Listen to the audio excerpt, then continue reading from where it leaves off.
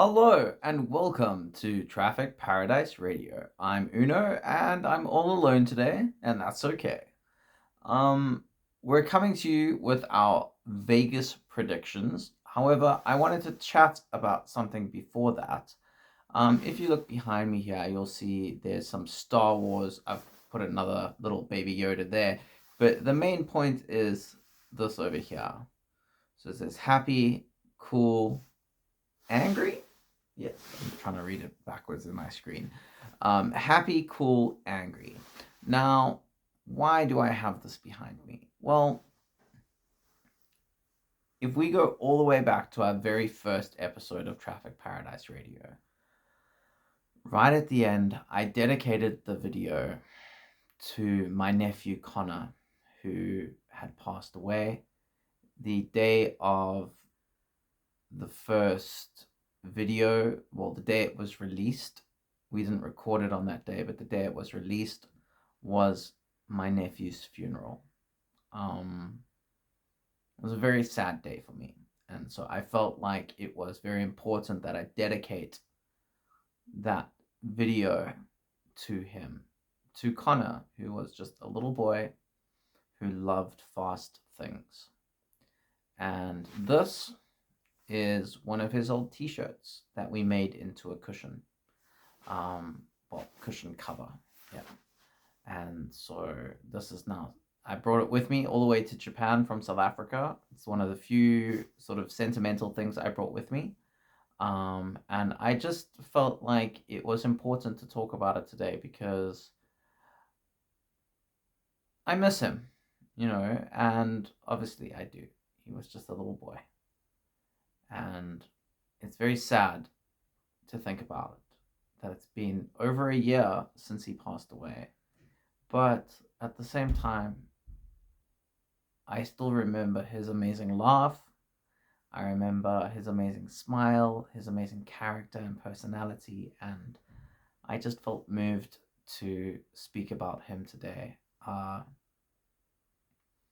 It also reminds me of the fact that my stepfather, Harry, Connor's grandfather, passed away many years ago now. It was January 2008. So that's 17 years, almost 18 years ago. And he was a huge F1 fan, massive F1 fan. And when I was a kid, he used to watch F1 whenever there was a race that would be on the telly. And it was always a big occasion. He would make a big pot of popcorn, which was great. And I would always come watch the first few laps just so I could munch down on some popcorn. But that's sort of where my F1's passion was sparked, because I would watch those opening laps and there would always be crashes, and I loved the crashes. They were so much fun. So I would really just watch for the popcorn and the crashes. Like, I was about 5 or 6 years old, and that's all I really cared about. But over the years, I would start to watch more and more and more. And I remember when I really started watching properly was around the year 2000. I was maybe 11 or 12 years old. Yeah. And Jenson Button had just started racing. And I know you all know me as Uno, but my name's actually Jason. And I thought Jensen sounded a lot like Jason. And I thought that was very cool as a little kid. And I wanted to support Jensen. So Jensen became my number one. And I watched him go from a midfielder who at times could challenge Michael Schumacher. Like, he didn't ever beat him in terms of winning a race, but there were times when Jensen and Michael were close. And to me, that was pretty amazing that someone could even come close to the great Michael Schumacher. So, yeah, that was where I would say my F1 passion, although it was sparked earlier on, that's when it really sort of ignited. And I watched Jenson go from his BAR days into the Honda days, where he won his first race in 2006. And 2006 was a very difficult year for me because Jenson was he was having a pretty good season with his win and everything, but I was having a very bad time because my stepfather Harry had been diagnosed with cancer, and I was in my final year of high school. There was a lot of pressure on me, and I remember that race in Hungary. Everyone in the family was very, very, very sad. Obviously, because of what was happening with my stepdad. But I remember watching that race, and if I remember correctly, my stepdad didn't watch that race. But I did. And Jenson won, and I remember shouting and screaming and being so happy, and my aunt was there, and she scolded me for shouting.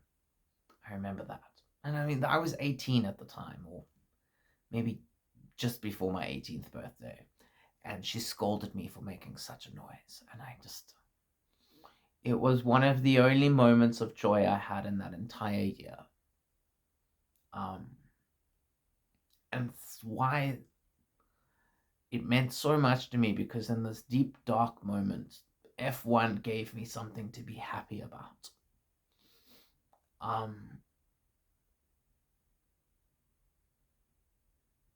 And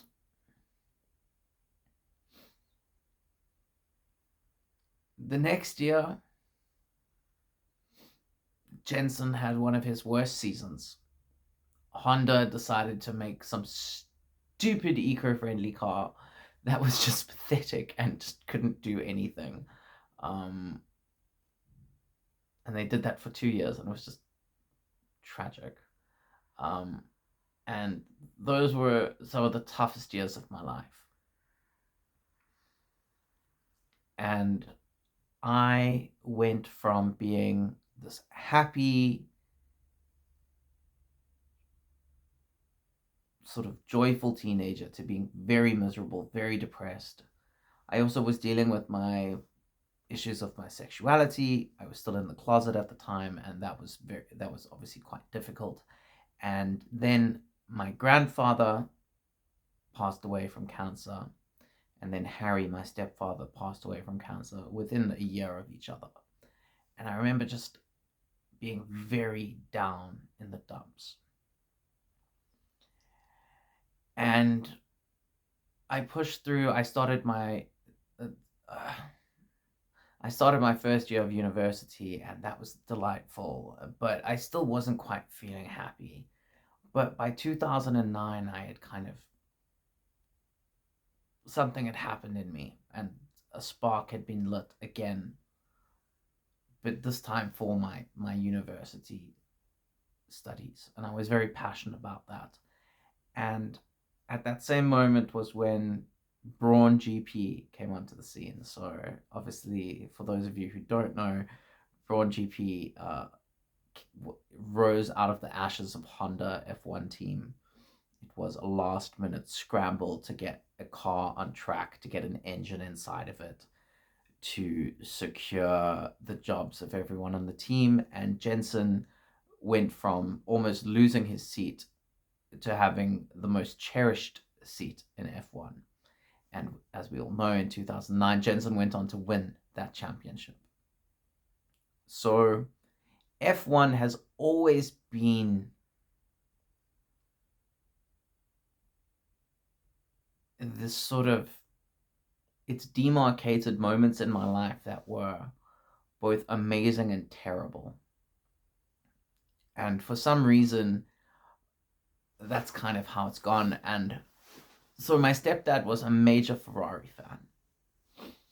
And the last time Ferrari won the Drivers' World Championship was with Kimi Raikkonen.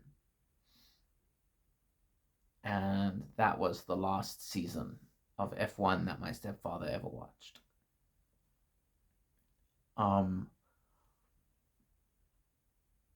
And so that sort of drought of Ferrari victory has sort of really echoed the drought that I feel inside me having lost him. But, you know, we can't change those things, unfortunately. But I always still hope for Ferrari. Not for me. I was always a Honda guy, but for Harry, I hope for Ferrari. Anyway, this is getting very... I did not expect this to be so emotional. Oh my god. But all that said,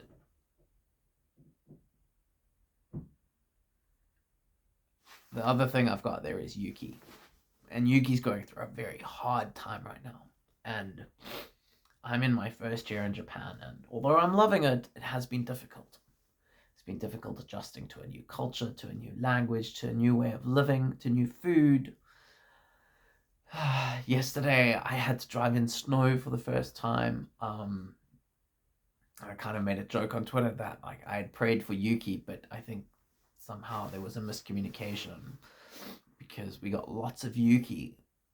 For those of you who don't know, the Japanese word for snow is Yuki, but obviously it's also Yuki Tsunoda's name. His name doesn't mean snow; it's just double meaning. But yeah, it's been a bit of a roller coaster. And I feel it's kind of mirrored Yuki's season. Some great highs and some terrible lows. But, you know, whatever comes of it, like, we're almost through it this first season, and whatever happens next season, there's something to learn from, there's something to grow from, and that's what's important. So I guess I just wanted to start this video with like a very different kind of message about how F1, although it's a sport and it's very technical and very political sometimes and full of scandal and weirdness going through it, you have terrible characters like Christian Horner and Flavio Briatore and Helmut Marko, who just really put a dampener on things. Just they make it a very toxic environment. But then you also have amazing people in Formula One. You have one of my favorites is Bernie Collins. Just like what an absolute joy, you know, to have her talking to us every weekend. And you have people like Lauren Demekis, who is a breath of fresh air, someone who is positive and uplifting.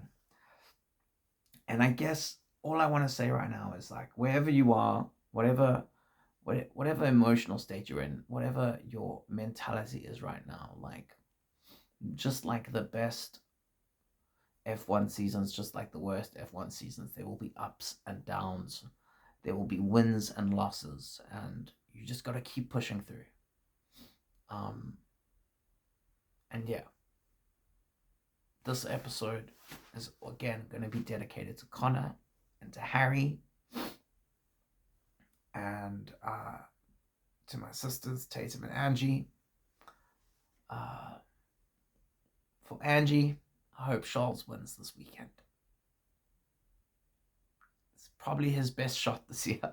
So it has been a rough season for him, and I know it's not easy, but I hope he wins for you this weekend. On that note, he's not who I predicted to win this week. But let's get into that, okay? I'm just gonna quickly pop over to my Discord here and see what everyone has predicted. So as you know, every week, or not every week, every race week, we predict who we think is going to be on the podium, who we think is going to be on pole position, and a wild card prediction. But in as was, well, I mean, it's a tradition if you do it 2 years in a row, perhaps. But last year we decided to make Vegas predictions double or nothing, and we've done the same thing this year. So I'm going to read you everyone's predictions.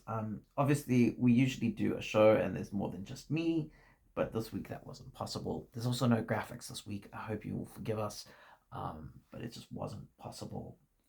But I am going to tell you our predictions. So we'll start off with, oh gosh, we'll start off with whatever thing I can open on Discord. Here we go. I'm very emotional right now. I'm sorry, but yeah, let's get into it. Okay, let's find the joy. Let's find that joy. Okay, so on pole position, I have predicted dun, dun, dun, dun, dun, Max Verstappen, which is probably a mistake given the trajectory of Red Bull lately, but he's pretty powerful around Vegas, so I think it will be a good weekend for him. Maybe not pole, but I think he will do well nonetheless. Um, and yeah, so I've gone for Max Verstappen for pole position, and I hope that whatever Red Bull does to help Max, they will do to help Yuki as well. It might be his last Vegas Grand Prix, so let's hope it's a good one for Yuki. As always, I'm wearing my Scuderia AlphaTauri hat because it is where I first started supporting Yuki. So yeah, I'm wearing my Scuderia AlphaTauri hat. I've got Yuki behind me. I've got my Red Bull can. I got my Red Bull car, and I've got my magazine. So yeah, let's hope for a good weekend for Yuki. But on the other side of things, pole position, Imi has gone for George Russell, which Kira will be delighted with. Neve has also gone for George Russell, as has Willow. So a lot of George Russell standing this week, which I think is quite surprising, to be honest. I know a lot of people went in with George Russell for Brazil, and it didn't quite work out, but Antonelli did well, so we were right in terms of Mercedes. But yeah, I think the George Russell fandom is alive and well this week at Traffic Paradise Radio. So we've got also Lee suggesting that Max will be on pole, and Kira says Oscar. But oh, sorry, I almost forgot. We also have Tay's prediction, which is Lando Norris.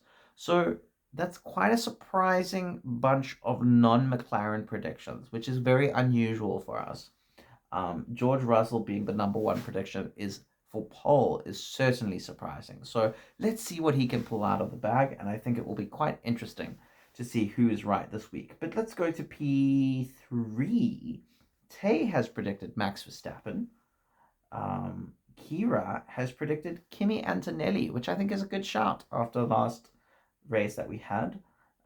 Lee has predicted Oscar Piastri, which I don't think is enough for Oscar to secure the title, but you know, a podium is a podium, so at least he'll add another trophy to his cabinet, but maybe not the most important one. Willow thinks that Norris will be P3, and Neve thinks that Piastri as well will be P3. But what I'm noticing here is that there's not a lot of confidence in the McLaren for Vegas. It has not traditionally been a very strong track for them. So I think we've got a lot of, we've got 2 years of data to look into. Obviously, the McLaren is a better car this season, but Vegas does seem to be a weak point. So we could see some interesting fights for the podium positions here that don't include McLarens, which I think is very exciting for us. Willow with Norris, Neve with Piastri, and Imi also with Antonelli. So mirroring their Kira's prediction, and I have gone for George Russell. So a lot of Mercedes love here, which is nice to see. But then we've got our P2 predictions. I've gone for Lando Norris. No, Emmy has gone for Verstappen. Neve has gone for Verstappen. Willow has gone for George Russell, so another Mercedes mentioned there.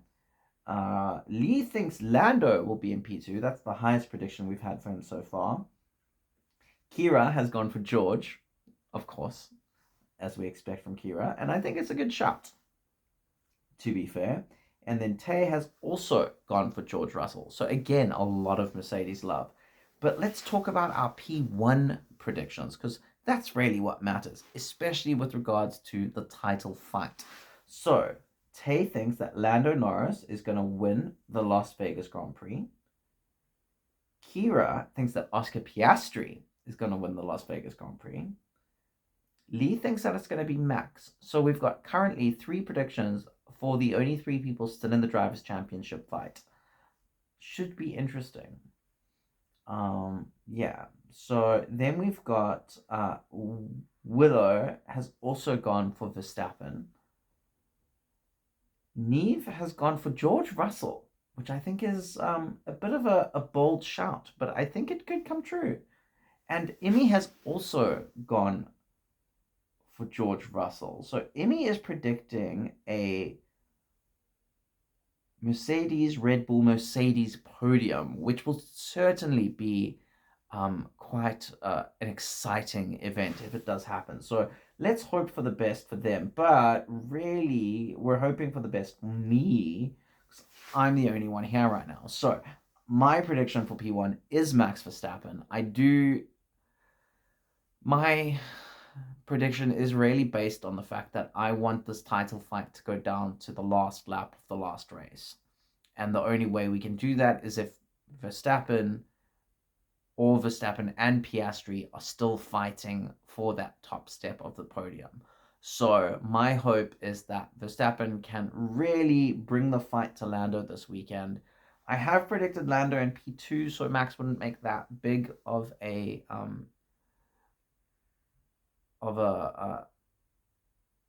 gain into the championship standings, but it would still keep his hopes barely alive. So let's hope and see what happens. But of course, what are we really here for? It's not the podiums, it's not the poll, it's the wild card predictions.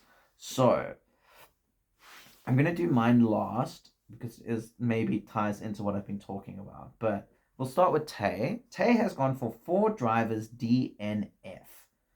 So that should be quite an interesting race if that does happen. We're talking safety cars, yellow flags, double waved yellows, possibly a red flag. Could make for very interesting viewing. I know a lot of you are not happy with the times of the Las Vegas Grand Prix, but for once, I get to watch a race on Sunday at midday, even though it's at midnight or whatever in Vegas on Saturday. Because of the time zone difference in Japan, I get to watch it on Sunday afternoon like a F1 race should be. And I'm so excited because this has not happened for so long. This year has been dreadful. It's been like 2 a.m., 4 a.m. races that I have watched. I've woken up for, I've watched, and then gone to work because they're always on a Monday.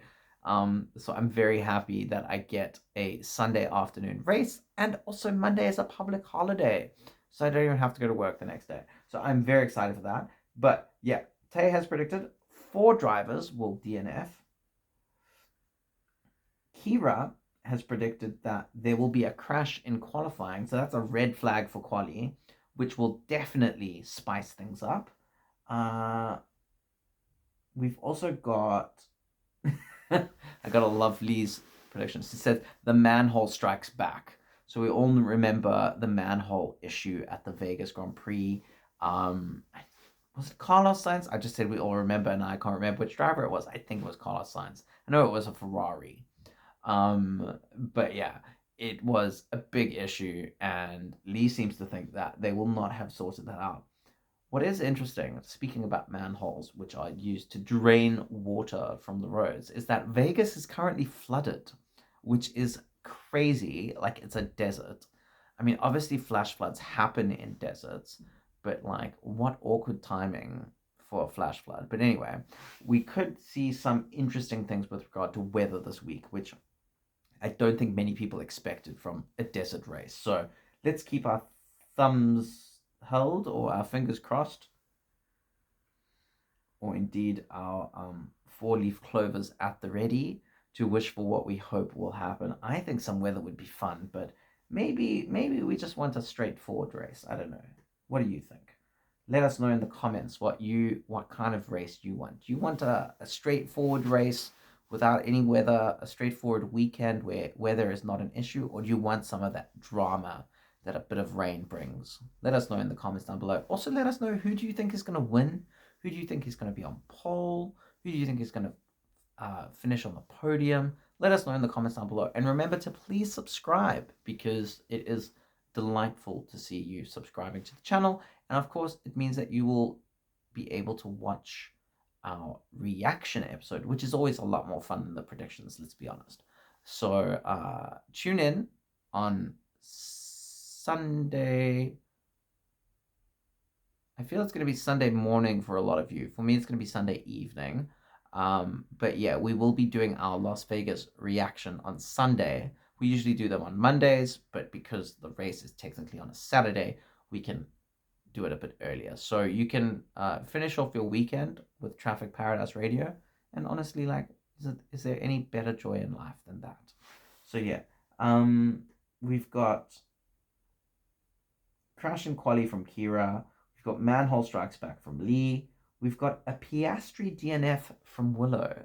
That would certainly be dramatic and certainly end his chances for the championship. So for Emmy's sake, I hope that Willow is wrong.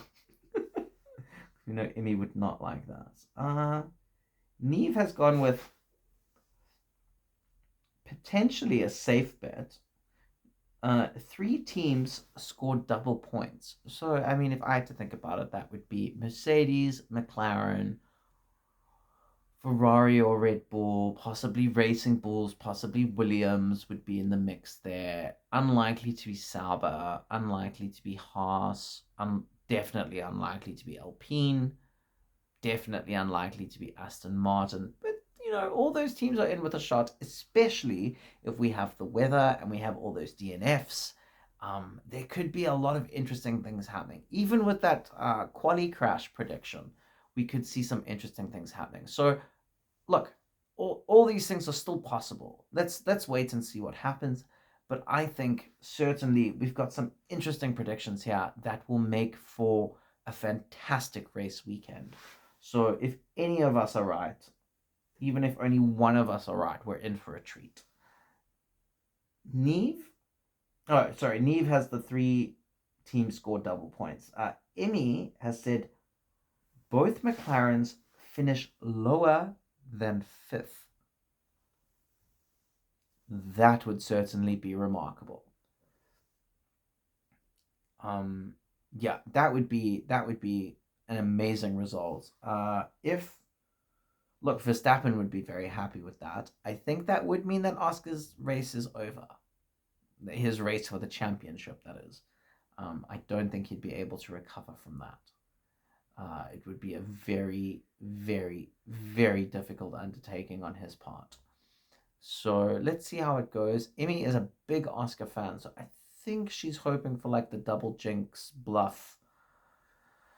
You know, I think maybe she's channeling the poker player vibes of Vegas and hoping to bluff her way into an Oscar win here, which would certainly be interesting.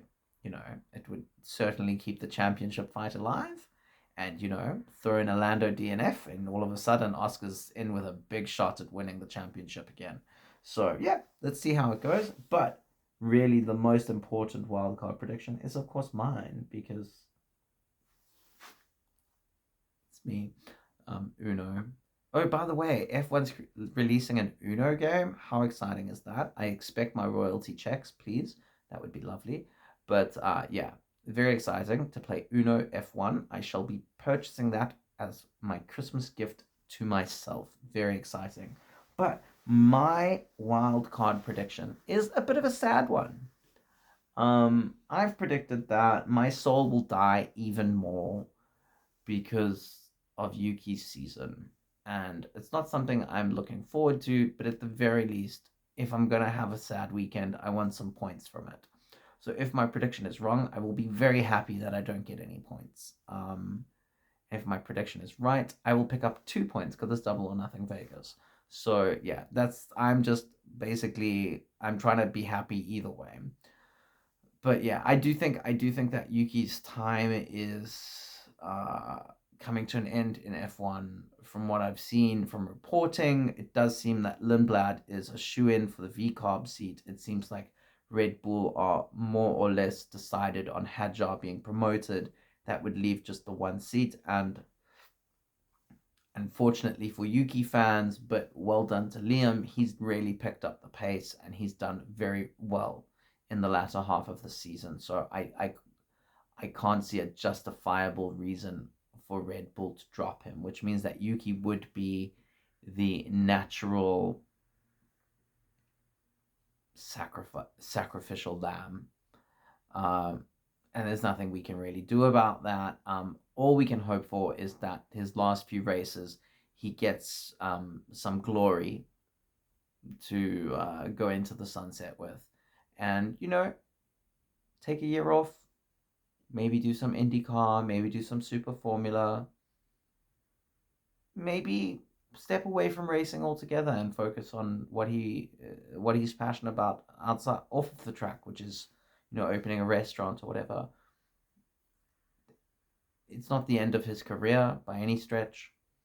People have had years off and then returned and done well. So, I'm just preparing myself for what I feel is almost inevitable now, not because I don't believe in Yuki, but because I understand that, you know, things are the way they are. And there's nothing we can do about that. There's not much he can do about that. I think anyone who's speaking honestly about the situation would acknowledge that, yeah, Yuki hasn't performed well, but also Red Bull has let him down many times with regards to strategy, with regards to parts. When Yuki has had a similar or an equal car to Max, he has been very close to Max in terms of quali pace and race pace. And so I do feel like he's been given a bit of a raw deal this season. But, you know, it is what it is. And unfortunately, Red Bull are not exactly the most fair team ever. So it is what it is. Hopefully, Laurent Mekies can pull out some magic, but if not, I will be rooting for Yuki in these last few races that he will be, maybe, who knows? Maybe there's a podium in store for him. Abu Dhabi is one of his favorite tracks. It's where he's scored his best results ever. Magic could still happen. And who knows what that sort of result could do for his future in the sport. So we shall hold our thumbs. And as I said, my wildcard prediction is that it will be not a good weekend for Yuki. And so I hope I am very much wrong. And that's all we have for you today. Thank you so much for tuning into Traffic Paradise Radio. As I said, we will be back on Sunday with our race reaction, so please make sure you subscribe. And if you've enjoyed this video, please leave a like and comment down below. What's your wild card prediction? What do you think is a wild thing that's going to happen this week in Vegas? Who do you think is going to win? Who do you think is going to be on pole? And who do you think is going to make up the rest of the podium? From myself and the absent TPR crew, thank you so much for tuning in. Have a good rest of your day or night. And all that's left to say is bye bye.